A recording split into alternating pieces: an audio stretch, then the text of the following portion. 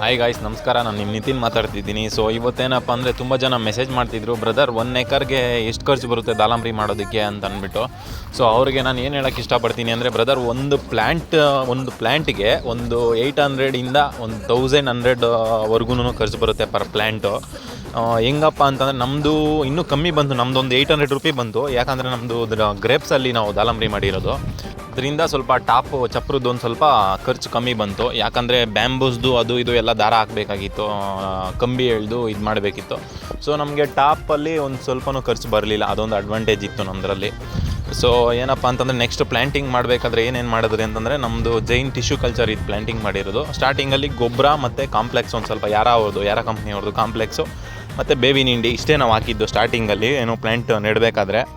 ಮತ್ತು 6 ಮಂತ್ಸ್ ಆದಮೇಲೆ monthly once fertiliser drip ಗೊಬ್ಬರಗಳು ಒಂದು ಸ್ವಲ್ಪ ಲೈಟಾಗಿ ಕೊಡ್ತಾ ಇರ್ತೀವಿ. ಮತ್ತು 6 ಮಂತ್ಸ್ ಆದಮೇಲೆ ಮತ್ತೆ ಗೊಬ್ಬರ, ಕೊಟ್ಟಿಗೆ ಗೊಬ್ಬರ ಮತ್ತು ಹಿಂಡಿಗಳು ಸ್ವಲ್ಪ ಕಾಂಪ್ಲೆಕ್ಸು ಇಲ್ಲ DAPನೋ ಈ ಥರ ಕೊಡ್ತಿದ್ವಿ.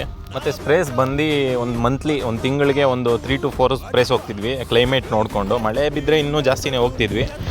ಸ್ಟಾರ್ಟಿಂಗ್ ಗಿಡ ನೆಟ್ಟು ಇತ್ರೆಯಲ್ವರೆಗೂ, ಯಾಕಂದರೆ ಇದು ಕಂಪ್ಲೀಟ್ ಮೆಡಿಷನ್ ಮೇಲೆ ಡಿಪೆಂಡ್ ಆಗಿರುವಂಥ ಕ್ರಾಪ್ ಇದೆ, ಅದರಿಂದ ಸ್ವಲ್ಪ ತುಂಬ ಖರ್ಚು ಬರುತ್ತೆ ದಾಳಂಬ್ರಿದು. ಸೊ ಮತ್ತು ಇನ್ನೊಂದೇನಪ್ಪ ಅಂತಂದರೆ, ಇದರಲ್ಲಿ ಸ್ಟಾರ್ಟಿಂಗ್ ನೆಟ್ಟಾಗಿಂದ ಬೆಳೆ ಬರೋವರೆಗೂ ತುಂಬ ಪೇಷನ್ಸಿಂದ ಕಾಯಬೇಕಾಗುತ್ತೆ.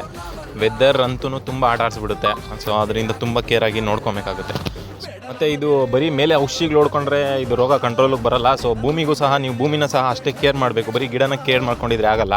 ಸೊ ಬೇರ್ಗಂಟು ರೋಗ, ಈ ವಿಲ್ಟು ಮತ್ತು ಡೈಬ್ಯಾಕು ಈ ಥರ ಎಲ್ಲ ತುಂಬ ಡಿಸೀಸಸ್ ಬರುತ್ತೆ. ಸೊ ಅದರಿಂದ ಟ್ರೈಕೋಡರ್ಮಾ, ಸೂಡೋಮೋನಾಸ್ ಇವೆಲ್ಲ ಸ್ಟಾರ್ಟಿಂಗ್, ವೆಲಮ್ ಪ್ರೈಮು ಇವೆಲ್ಲ ಸ್ಟಾರ್ಟಿಂಗ್ ಇದು ತುಂಬ ಬಳಸಿರ್ತೀವಿ.